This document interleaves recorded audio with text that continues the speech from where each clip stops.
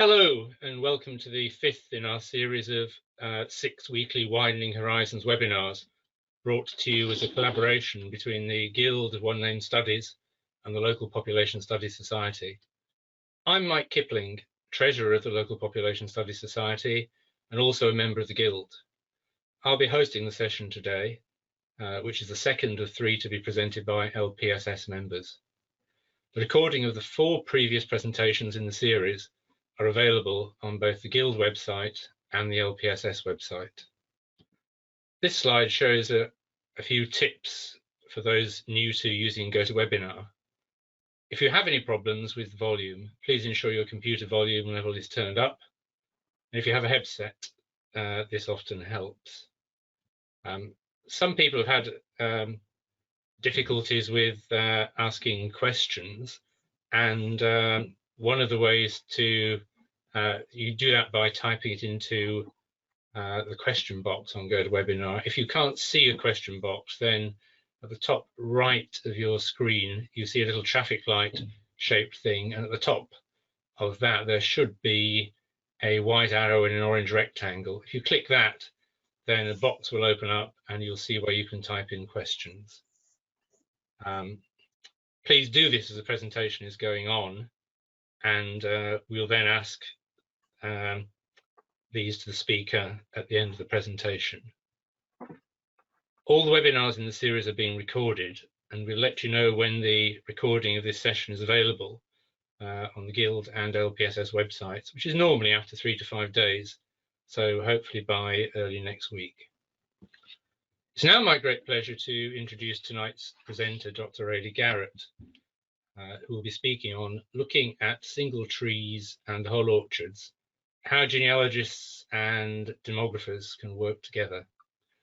After leaving university, Eilidh spent a year training to become a professional genealogist at the Institute of Heraldic and Genealogical Studies, but then decided to pursue a PhD in which she used census data to reconstruct family groups of Keighley, West Yorkshire, to measure fertility decline between 1851 and 1881. Since then, she's pursued a career as a population historian and is currently based in Edinburgh. She says she's been lucky to have been able to combine her interests in genealogy, demography, population history, family history, and community history, whilst also playing with maps, much of it at or closely associated with the Cambridge Group for the History of Population and Social Studies. As well as writing a number of academic papers, Eilidh has co-authored or co-edited 2 books, Changing Family Size in England and Wales, Place, Class and Demography, and Infant Mortality, a Continuing Social Problem. More recently, she has contributed to the website Populations Past, carrying out the underlying analyses and helping to design the content. She's been a member of the Local Population Studies Society since the 1980s, and last year was elected its chair. Eilidh, now over to you. Thank you, Mike.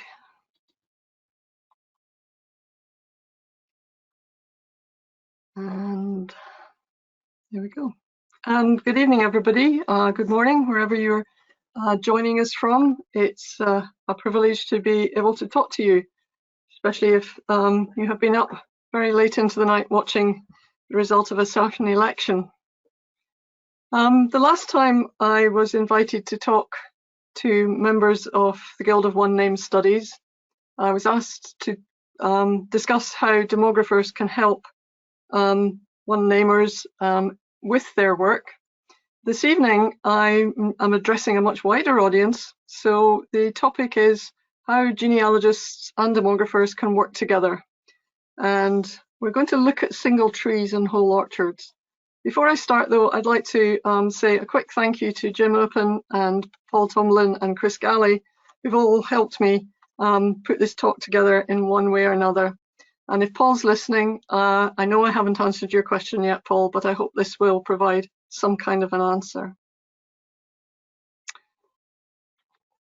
Let's start with a few definitions. We're a varied group of local population historians, demographers, and one-name studies.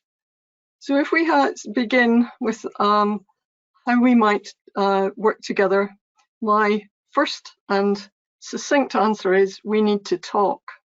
And we need to talk about definitions, and we need to talk about our sources. So let's start with the definitions. If we take it from the Dictionary of Demography that genealogy is a branch of knowledge devoted to establishing and authenticating descent lines and related matters, we need to know that the techniques and the problems involved are similar to those used in demography, particularly that branch of demography where nominal record linkage is used, and such as the technique of family reconstitution. Some of you won't be familiar with these terms, but hopefully they'll become a little clearer later on in the talk. For those of you from local population studies, you might wonder what a Guild of One Name Studies member does. And the website tells us that one namers research all occurrences of a surname. They don't look at particular pedigrees, that is ancestors, direct ancestors or descendants of one person. They are looking at everybody who has a particular surname. Some of them restrict it geographically, but many, as we heard in previous talks, range worldwide. Closely connected to that and mentioned on the GUN's website is the fact that genetics and geneticists are closely tied to genealogists in that they too need to look at family groups to work out the genes that influence descent, variation, and hereditary. So all of these, as we can see, the theme is family groups. And those of us who study population and do demography are looking at population groups, family groups as well, whole populations. But we're particularly interested in the statistical analyses of births, deaths, migration, disease, etc. So we're interested in communities and the communities that these family groups belong to. And particularly the members of local population studies are interested in population history, the field of historical demography, and that's what local population studies is all about, really. The thing that ties us together is our sources. We all tend to use the same sources, but different population historians will look at different sources depending on the era in which they're interested.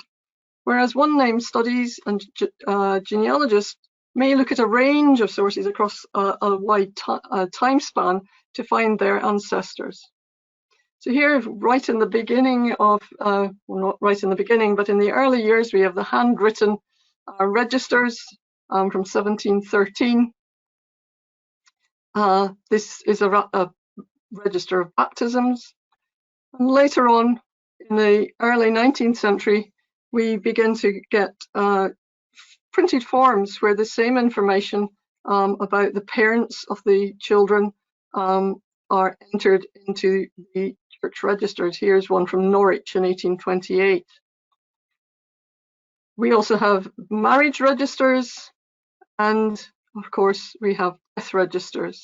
Or here, in this case, we have burials from a church in Liverpool, again in the 1820s, where we learn that James was the son of James and Anne Burton, and where he stayed and where he was buried and what age he was when he died. All of this is of interest to both genealogists and to demographers, who would be particularly interested, for example, in the age at which people died and would hope to find information about what they died from.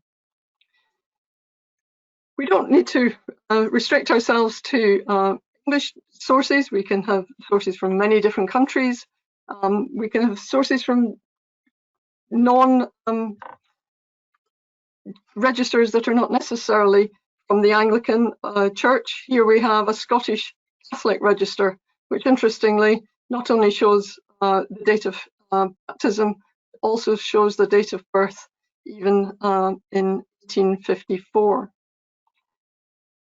Later on, in the after 1837 in England, and the 1850s in Scotland, and the 1860s in Ireland, we have the civil registers. These sources Here's one from birth from Scotland, again a marriage, and then some more deaths. These sources tend to be much more used by genealogists than they are by demographers, partly simply because demographers look at populations, they need to accumulate lots of certificates, and of course we're charged to have a look at these certificates.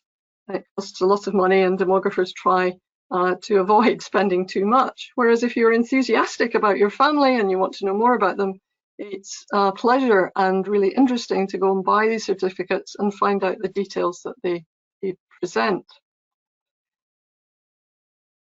For the 19th century, therefore, demographers tend to be more tuned to the census material, because here you get whole family groups. They list the fathers, the mothers, and all the children. You get information, obviously, about the occupations, about the ages of people, and where they were born and where they're currently living.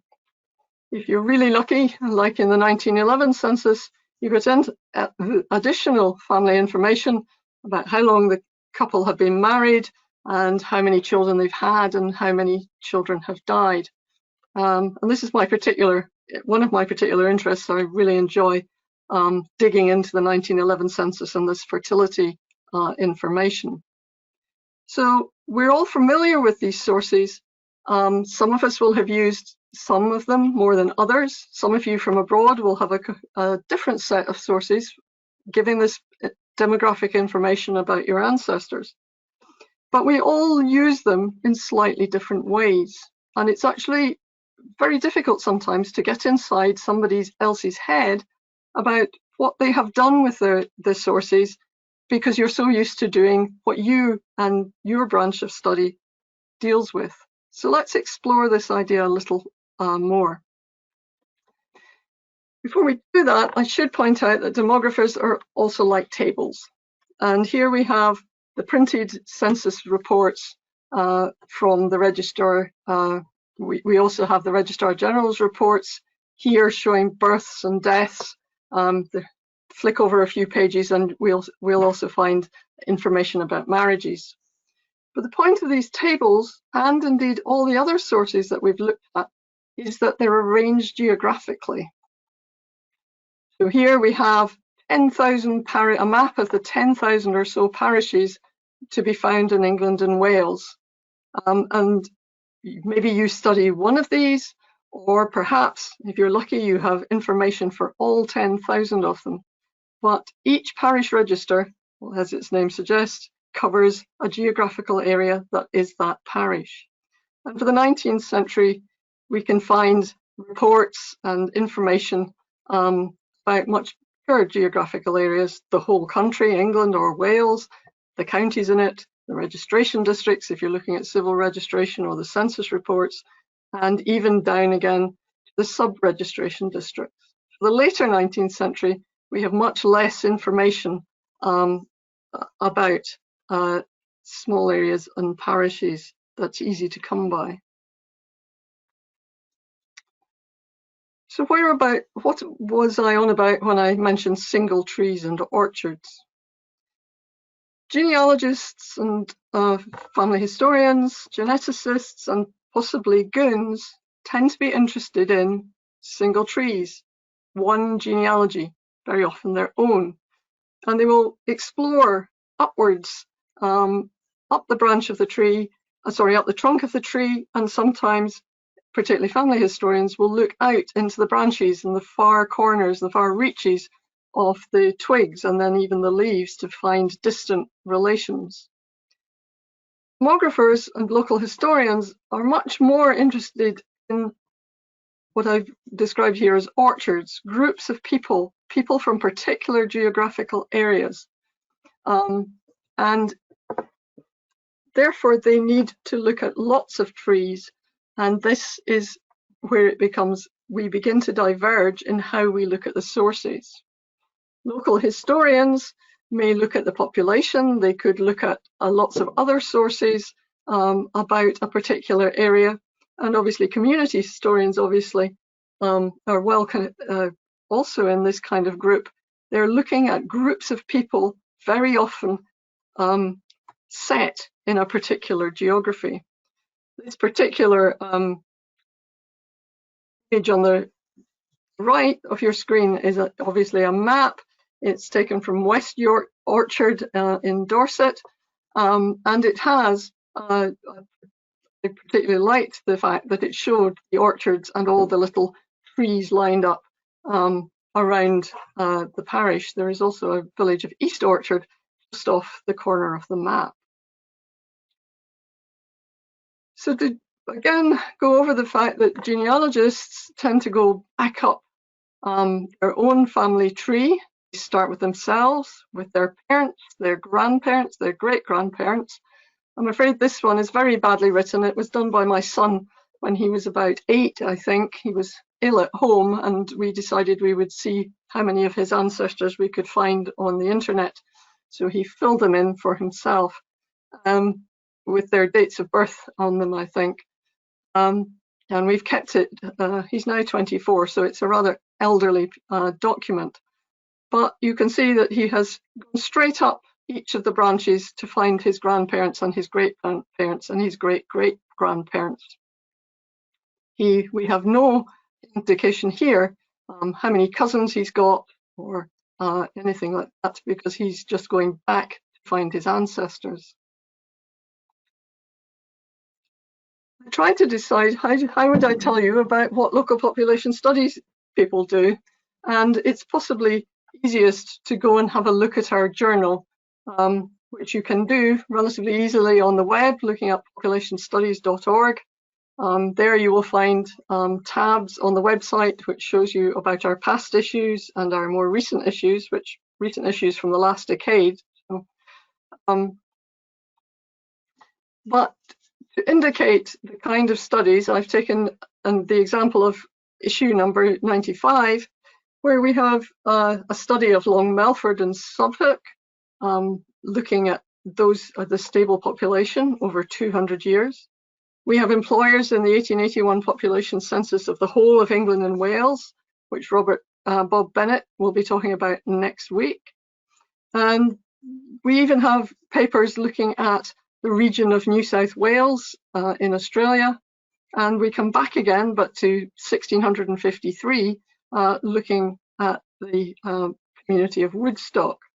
So all of these papers tend to be geographically based in a particular time frame. So rather than looking at just one family tree, we're looking at lots of people sometimes in whole nations, sometimes in small geographic areas. And perhaps if you, as a goon, you would like to go and explore local population studies, you may discover that there are papers about the areas that your ancestors came from. But to describe how I felt that genealogists, one-name study people, and demographers and local population historians differ in their approach to their sources, I was given a tea towel as a present. It's a cousin explainer tea towel, as you can see. I was quite intrigued because I've always wondered who your third cousin twice removed was, and I wasn't entirely sure, but now every time I need to know the answer to that, I can dig out the tea towel and have a look. If we were looking as a genealogist at this towel, what would you be doing? First of all, you would start with you, and you would find out details about your parents, where they got married, when you were born, and then where their parents got married and where they were born, and so on backwards to build up your family tree, just as my son did on his much prettier chart. The towel explains that you're going up one line. We're not really interested in the coming down. You're working backwards in time through the generations of the family tree, up the trunk, if you like. If, however, we're looking as a family historian at this towel, or perhaps as a geneticist, what we're interested in is the family relationships. We're not quite so interested in the generations back, but the generations down the other branches of your tree. As a geneticist, for example, you would want to know whether your grandparent perhaps had a particular condition that was genetically passed on. It would not just affect your father or mother's branch of the tree, it would also affect your aunts, uncles, and your cousins. And so family historians look back up the family tree, but they also come down again to find the other branches and the relations within the family. First of all, they have to go up the way and then come back down the tree, find their relations down the branches. The information that you collect while you're doing this kind of work, tracing your ancestors and your relations, you might have asked questions such as, how old was my great-grandfather when he died? Or what age did my great-great-grandmother get married? How many children did my great-great-grandparents have? And how many lived to have children of their own? And from the sources, such as parish register materials, we can sometimes get the answers. It's written on the death certificate in the parish register that the gentleman who was your great-grandfather died when he was 78. The marriage register might note that your great-great-grandmother was married at 19. And by picking out all the births of your great-great-grandparents from the parish registers, if you're lucky and they all stayed in the one place, then you might know that your great-great-grandparents had 9 children. So your great-grandfather had 8 siblings. And it may also be possible, if you pursue and you're lucky, that the individuals all kept staying in the one place. Or maybe if you're a really good family detective, you go off and you try and find the other children to find out how many of them went on to have children of their own. And in this family, 9 did. The 9 were born, and 9 all survived to have children in the next generation. You might have wondered, was this usual? Did women tend to get married at 19 when your great-great-grandmother was getting married? Was 78 a good age to live to? How many children was it normal to have? And was it really impressive that all of them lived to become adults themselves? And while we can ask these questions as family historians, this is the kind of question that demographers set out to try and answer. So let's imagine that my great-great-grandparents married in 1810 in the parish of Orchard and lived the rest of their lives in this parish. And they both lived into their 60s. And all 9 of their children were baptized in the parish church, and they went on to be married there.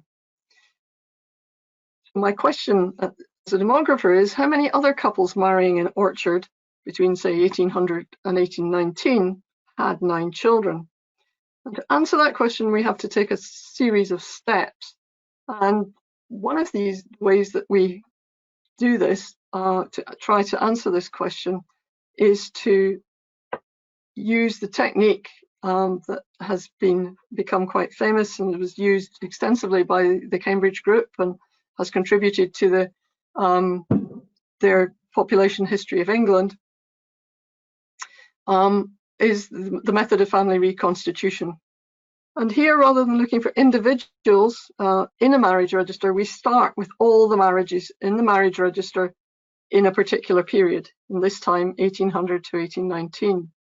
And for each couple, we go on to try to identify the age of the bride and the groom, to know what age they married at.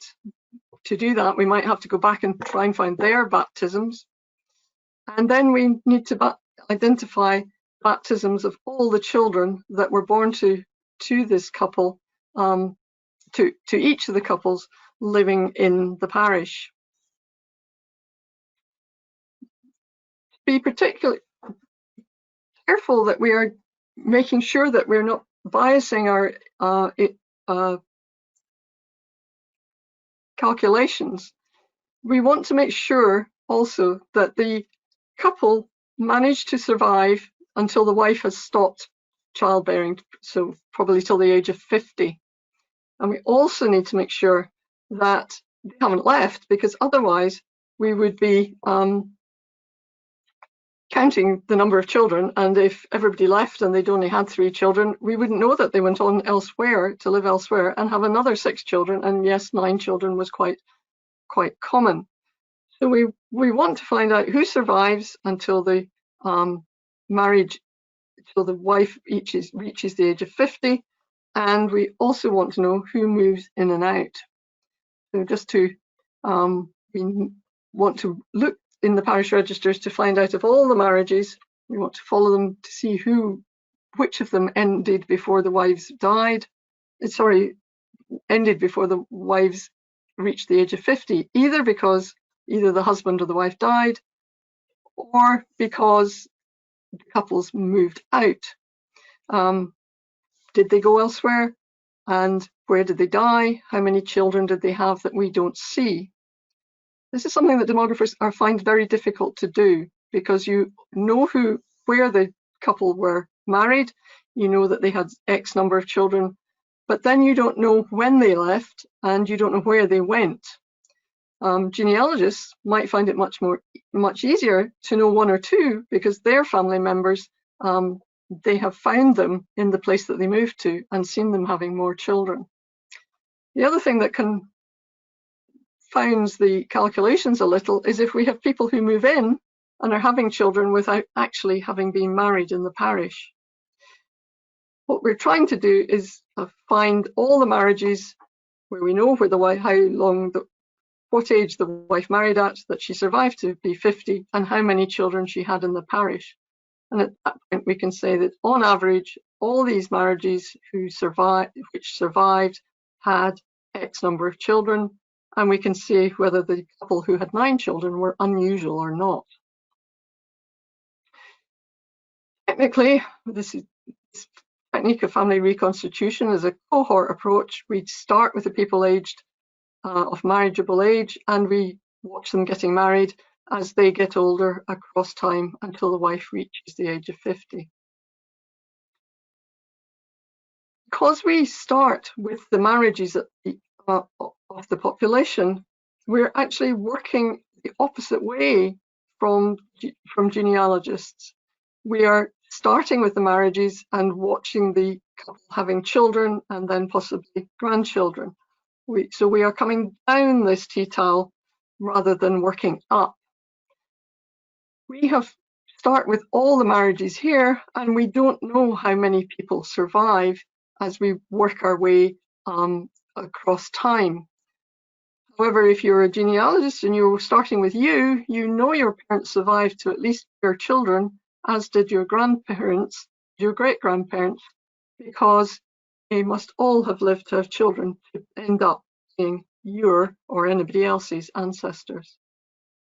And this difference in the way we approach things can sometimes give us rather different views of the world, and it's very interesting to sit and work out how a genealogist and a demographer have put together family trees and what the different pictures that they paint. So I guess one of the questions that I would like to ask the people from the Guild of One Name Studies is, would or could genealogists track down the couples who leave the parishes that we're looking at? Can they see their trees spreading out from the orchard that we're considering to see how many children these couples have elsewhere, and also where they went and how long did they live when they leave the parish? A big question for demographers is, do the people who move out have fewer children, more children, or the same number of children as those who stay in a parish all their lives? Do people who tend to move in, are they more mobile because they have fewer children, or do they come into the parish because it's a good place to raise a large family? These kind of the ways that the societies live and how they affect people's behaviours are something that we're deeply interested in, but are frustrated because very often our sources can't tell us the answers. Those of us who work more in the 19th century, we tend less to use cohort approaches where we're linking people across time because, as I said before, the certificates are more difficult to come by that we would use to build up pictures of families over time. We're more used to using censuses, which give you a picture at a particular point in time, a particular time period. So in this case, here's my orchard again, full of people. The census lists every one of them. If we have also a table from the Registrar General telling us how many births, marriages or deaths have occurred in Orchard, the parish of Orchard, or the county of Orchard, or the registration district of Orchard, we can calculate demographic rates of fertility or mortality for that particular parish. These days we're very lucky and we now have census data that is computerized, and we can calculate rates for every registration district, or in the case of these maps, every sub-registration district in the whole of England and Wales. This data was taken from a data set called ISEM, which has every individual in England and Wales from 1851 up to 1911, apart from 1871, listed. It's difficult to get the individual names, which I know will be complete anathema to those of you who are interested in genealogy. But Professor Bennett next week will be talking a lot more about the data, the ISEM data. So all I'm doing here is illustrating the kind of pictures that demographers can build up from lots and lots and lots of orchards. All of them, of course, created from individual families and their family trees. This image is taken from a website called Populations Past, which Mike kindly mentioned earlier. It allows you to compare fertility behavior in 1851 with fertility behavior in 1911. If you go to the website, you can zoom right in. It's interactive, so if your ancestors come from a particular area of the country, you can delve right in to see what fertility or the number of children who are working. There's a lot of information taken from each census and made comparable. Here we can see that in the 1851 census, there are quite a lot of areas coloured very deep, bright red, where on average, married couples were having 9 children on average over their married life. This is particularly the case in the north, pretty extreme north of England, and in West Wales, down in the southwest of the country. But most of the colours are orange. Most people are having, married couples are having over 6 children on average.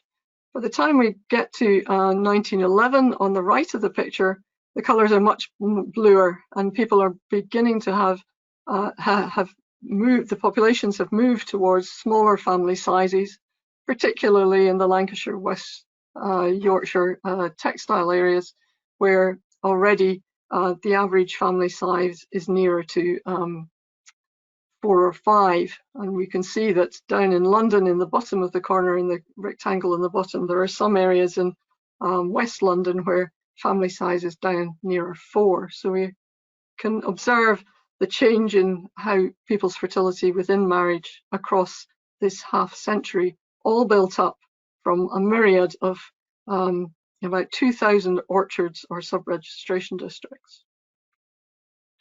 Here to show you the website in more detail and to explain that you can look at the area that your ancestors are born in greater detail. We can zoom in here, the images of Manchester. We can see that to the northwest of Manchester in 1851, family size was very large. It's over 9 again, whereas Manchester itself, the average family size was about 6 in 1851. And you can see that, again, the colours have become much bluer in the 1911 picture on the right. The areas are exactly the same, and if you go even further in, you can see the individual areas that are marked on the map to compare and contrast them over time. So the demographers in this offer the genealogists context, the setting of how your family, the areas that your families might have been living in. And again, just to explain that it's not just fertility, but here we're looking at infant mortality. We can see that in Norwich, in 1851, almost 1 in 5 infants born would have died before the age of their, before they reached their first birthday. But by 1911, on the right, we're down to about just over 1 in 10, and the areas round about have become much healthier, and infants are much less likely to die at the beginning of the 20th century than they were in the 21st century. Again, you can dive in and see whether the areas, perhaps your ancestor lives in Reepham, you can compare and contrast what happened to Reepham over this 60-year period. So the demographers have had a few imagey slides to themselves. The rest of you have probably fallen a little bit asleep. So to bring us back to genealogists, I'd like you to introduce you to 2 small girls, Georgina, who was also known as Georgie, and Anne, or Annie, Marshall. And here they are sitting in their swimming suits with their, I presume, bathing caps, but very much in a studio by the looks of it, around 1911. These 2 girls grew up to be my great aunts, and we were very, very fond of them, and they took a great big part in my life as I was growing up. However, they weren't really direct ancestors. Here I am here in the corner with my brother. I was born to Stuart and Sheena Garrett, and Stuart was the daughter of Charles and Mary Garrett. Mary was the daughter of David Marshall and Margaret Semple. And here is where the family history starts getting a little bit complicated. David Marshall and Margaret Semple married in 1898 and went on to have 5 children: Henry, Margaret, who was known as Meg, Elizabeth, who was known as Bess, Helen, otherwise known as Nellie or Nell, and Mary, my grandmother. Mary was born in December 1897, and in February 1898, Margaret died, leaving 5 quite young children behind. In June 1898, David Marshall married again. So very short, only 4 months after his first wife died, he'd married for a second time. He married Jeannie Henry, who was in fact a widow and had been previously married to Stephen Abraham. Jeannie had had a daughter, Elizabeth, also Liz. So we now had 2 Elizabeths in this one household. And David and Jeannie went on to have Anne, Annie, and Georgie in 1904. So although these 2 aunts, great aunts, were very much part of my family history, they're not a total part of my genealogy. They're not on my direct descendants list, that's the ancestors list. But what was interesting for me as a demographer was that in 1911, David and Jeannie were living in Glasgow, Scotland, and they were asked in the 1911 census to how many years they'd been married, how many children they'd had, and how many of those children were living. David Marshall, who was answering the census form, filled it in to say that he'd been married for 26 years, he had 10 children, and 8 of them were living. Now, he had been asked to fill in these answer to the question about his current marriage. And we can see from this answer that he definitely had not answered about his current marriage, because at that point he should have only said he was married in 1898, so he'd been married 13 years, and they'd had 2 children, both of whom were still living. But what he appears to have done is conflate all the years of marriage that he and Jeannie had had between them, added up all their children, and responded that 8 of them were living. Despite a great deal of digging around in the archives, I cannot find when the extra 2 children were born, or indeed when they died. So I'm not sure if they're Jeannie's children, David's children, or the children of their previous marriages. So the family tree genealogy lies the story that is told in the wider sources that we, the official source of the census in 1911. Here too is another entry in the 1911 census. This couple, Mr. and Mrs. Skelly, claim in the 1911 census that they have been married. You can see it says under 1 year, and that they have no children at all. It looks a perfectly respectable census entry, but again, if we do the genealogy, we discover that these 2 were in fact not married. The lady, who shall remain nameless apart from her surname, was in fact married to somebody else and was in the process of divorcing him. She had in fact had 1 child. So although she had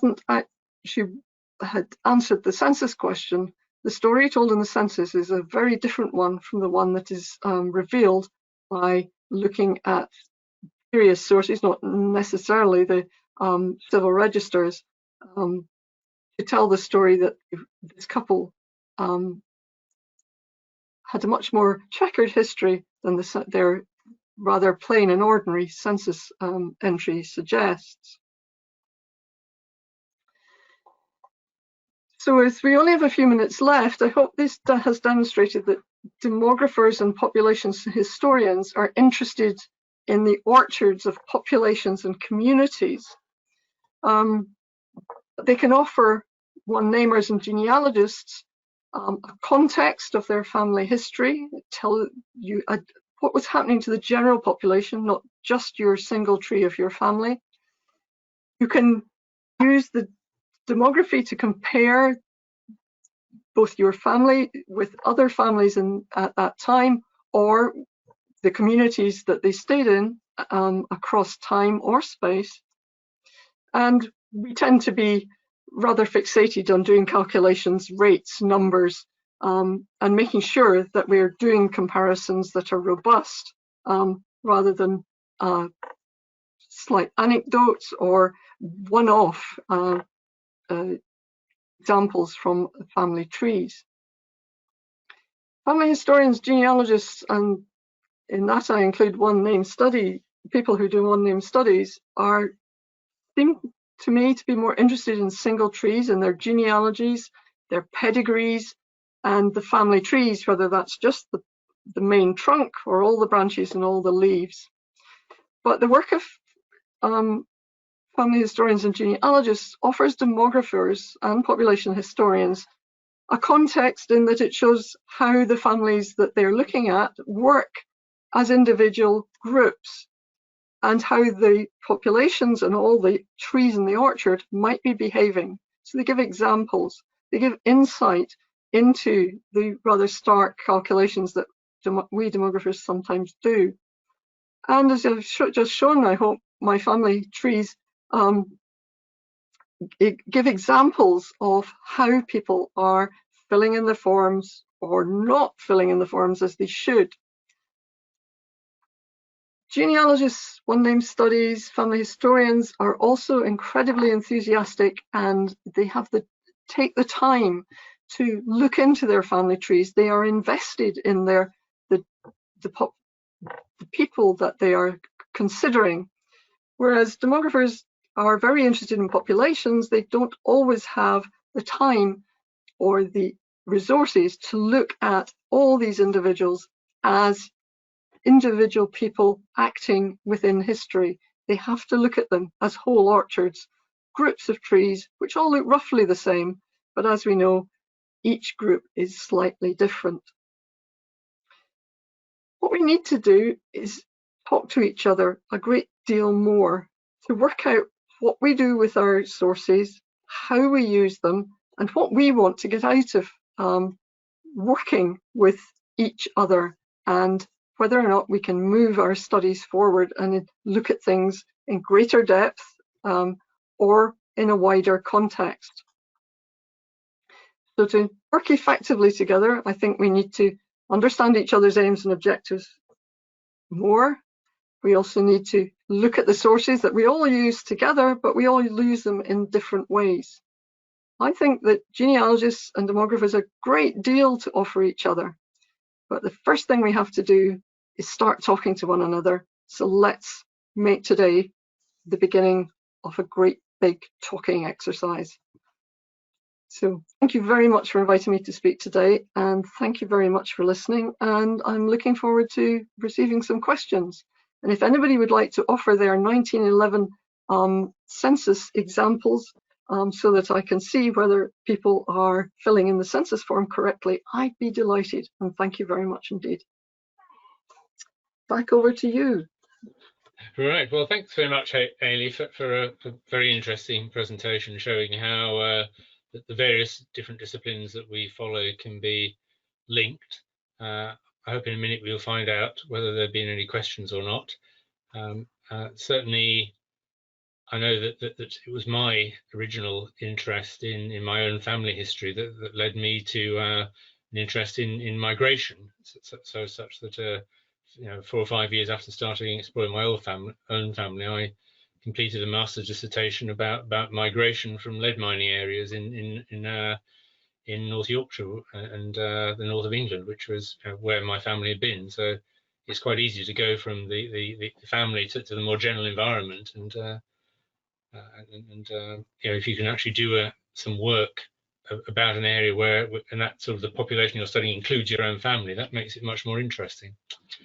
Anyway, first question that we've got in front of us is, I think you can see it, is do demographers use the GRO birth index, which now gives mother's maiden name? This often gives details of children born and died between the census returns. I think the answer is some of them do, yes, certainly. And I must admit that having mother's maiden name on a source makes it much easier and more certain that we are linking the children of the same couple. Very often it's sometimes when the mother's maiden name is not given, it is actually quite, we can't be certain that we're linking the children of the same couple. There could be 2 John Smiths with their wives Mary in the same area. So it's certainly a source that would be of interest, and we would be, I haven't got in my head a particular study using the GRO birth index, but knowing demographers, I'm sure they'll start digging into it. Okay. So the next question, how can you calculate marital fertility when you only have census records? You're missing the children who were born and died between the censuses, surely. We are, and one of the big projects that I've been working on, which was related to the one connected with populations past. We take the census records, we count the number of children who are in the census, and then for each area, again, we're looking at these orchards, these areas, we have the registers from the tables from the Registrar General tell us about how many children of a particular age have died.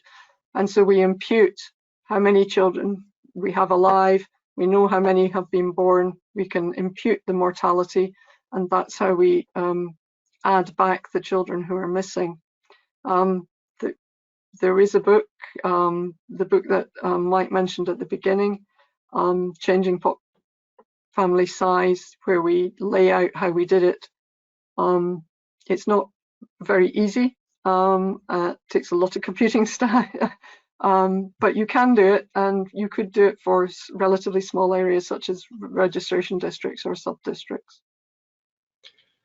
Thanks. I should have said, by the way, that we'll ask as many of the questions that have been posed as we can between now and just before 9 o'clock. But if there isn't time to answer all of them, then they'll be sent to Eilidh afterwards, and she'll be producing written answers that can be posted on the web, that will be posted on the Guild website. So question 3, average family size in 1851. Does that reflect completed families, i.e. 50-year-old families, 50-year-olds families, or what a family started 30 years before had an average? Okay, what demographers do is we take the, if you remember, where there was a square with a time period drawn on it, we measure the fertility at that particular time point, and then we say how many children would a woman have if she married at age 20 and survived until she was 50, behaving as though she was each of the women in each of the age groups in that particular period.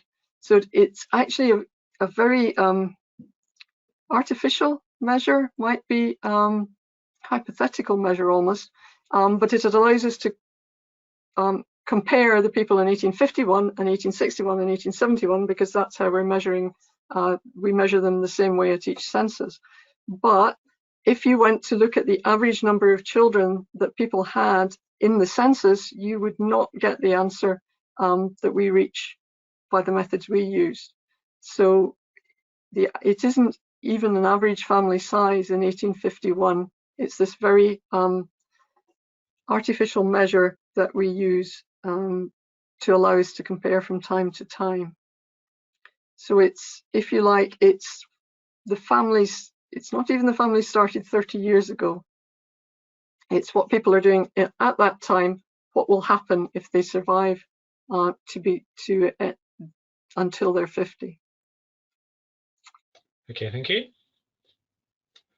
And a question, if you know the answer to this, are there similar resources for the United States or Australia? I think some of the questions that were asked last week suggested that there are similar sources, but not necessarily exactly the same. The different authorities in the different countries collect different types of information. Even the census questions are slightly different, are different from country to country, as they're slightly different in the UK, the different countries of the UK.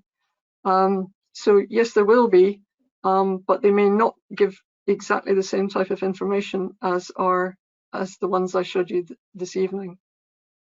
Yes, I seem to remember it said last week that there aren't any Australian censuses as such. You have to look at proxies, whereas of course there are most US censuses apart from 1890, which I think that all got destroyed. But, yeah.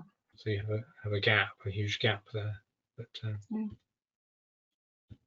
Right, so this is a comment that we have, a comment on whether genealogists, I suppose, can trace the number of children for movers. One problem is that wives often go home to their mothers to have a baby, and the baptism may be in the mother's parish. So analysis by parish isn't a record of where they live, unlike burials. I totally agree that this happens quite a lot. I've certainly seen it in some of the Scottish populations I've looked at. There are also studies that suggest that the burials don't always happen where they lived either. And sometimes people are sent back. There's a few papers by a professor from Newcastle, Jeremy Bolton, who talks about the trade in corpses as people moved them from one parish to another. If the parish burial grounds were full, he looks particularly at London. So even there, the parish records of burials don't necessarily say that's where the person was living.